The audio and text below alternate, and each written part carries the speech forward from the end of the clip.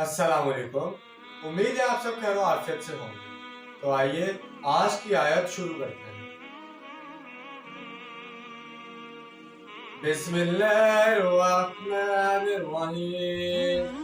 यसअलूनका अनिल खम्रि वल मैसिर कुल फीहिमा इस्मुन कबीरुन व मनाफिउ लिन्नास व इस्मुहुमा अकबरु मिन नफ़इहिमा ويسألونك ماذا ينفقون قل العفو كذلك يبين الله لكم الآيات لعلكم تتفكرون۔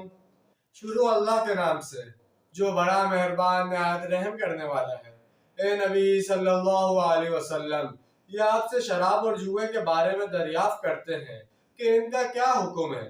اے نبی صلی اللہ علیہ وسلم، ان سے کہہ دیجئے کہ ان دونوں کے اندر بہت بڑے گناہ کے پہلو ہیں اور لوگوں کے لیے کچھ منفعتیں بھی ہیں، البتہ ان کا گناہ کا پہلو نفع کے پہلو سے بڑا ہے۔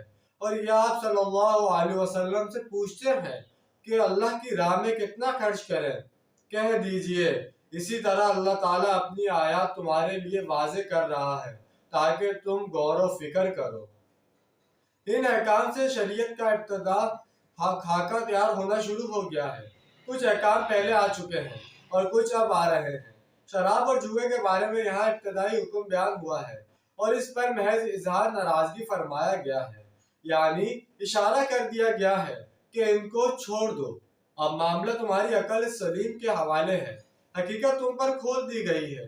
یہ ابتدائی حکم ہے، لیکن حکم کے پیرائے میں نہیں، بس واضح کر دیا گیا کہ ان کا گناہ ان کے فائدے سے بڑھ کر ہے، اگرچہ ان میں لوگوں کے لیے کچھ فائدہ بھی ہے۔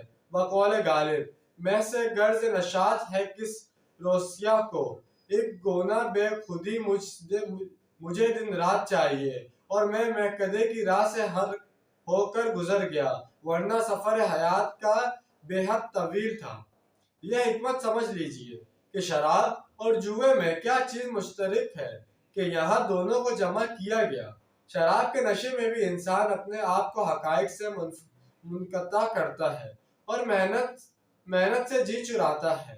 وہ زندگی کے تلخ حقائق کا معاوضہ کرنے کو تیار نہیں ہوتا۔ ایک گناہ بے خودی مجھے دن رات چاہیے اور جوئے کی بنیاد بھی محنت کی نفی پر ہے۔ ایک رویہ تو یہ ہے کہ محنت سے ایک آدمی کما رہا ہے، مشقت کر رہا ہے، کوئی کھوکا یا ریڑھی لگا کر کچھ کمائی کر رہا ہے، جبکہ ایک ہے چانس اور داؤ کی بنیاد پر پیسے کمانا۔ یہ محنت کی نفی ہے۔ چنانچہ شراب اور جوئے کے اندر اصل میں علت ایک ہی ہے۔ اور خرچ کرو اللہ کی راہ میں اور اپنے آپ کو اپنے ہاتھوں ہلاکت میں نہ جھونکو۔ تو سوال کیا گیا کہ کتنا خرچ کریں؟ ہمیں کچھ مقدار بھی تیار بتا دی جائے۔ فرمایا جو بھی تمہاری ضرورت سے زائد ہو۔ اللہ تعالیٰ کا یہ مطالبہ نہیں ہے کہ تم اپنی ضرورتوں کو پیچھے ڈال دو، بلکہ تم پہلے اپنی ضرورتیں پوری کرو، پھر جو تمہارے پاس بچ جائے اسے اللہ کی راہ میں خرچ کر دو۔ کمیونزم کے فلسفے میں ایک اصطلاح قدر زائد استعمال ہوتی ہے، یہ ہے جو بھی تمہاری ضروریات سے زائد ہے اسے اللہ کی راہ میں دے دو۔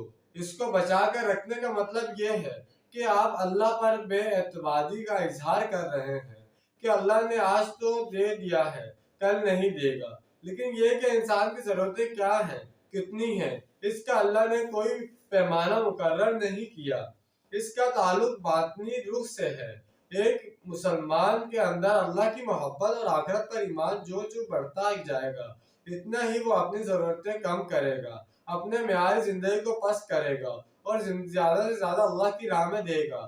اصول یہ ہے کہ ہر شخص یہ دیکھے کہ جو میری ضرورت سے زائد ہے اسے میں بچا کر نہ رکھوں، بلکہ اللہ کی راہ میں دے دوں۔ انفاق فی سبیل اللہ پر اس سورہ مبارکہ میں پورے 2 رکوع آگے آنے والے ہیں۔ تو جیسے کہ آج ہم نے ایک آیت کا ترجمہ تفسیر بیان کی، اس کا سب سے پہلے شراب اور جوئے کا ذکر ہوا ہے، اس کے بعد اللہ تعالیٰ کی راہ میں خرچ کرنے کا ذکر ہوا ہے۔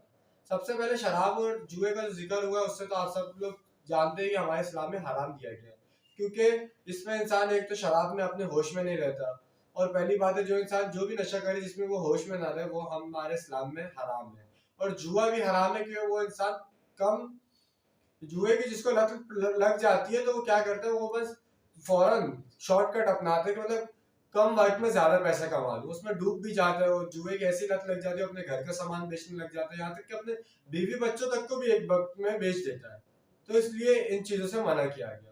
اور اللہ تعالیٰ کی راہ میں خرچ کرنے کا سب سے آسان جو اس کے اندر الفاظ آئے ہیں وہ یہ بتایا گیا ہے کہ اللہ تعالیٰ کی راہ میں وہ خرچ کرو پہلے اپنی ضروریات پوری کر لو اس کے بعد جو بچ جائے وہ اللہ تعالیٰ کی راہ میں خرچ کر دو.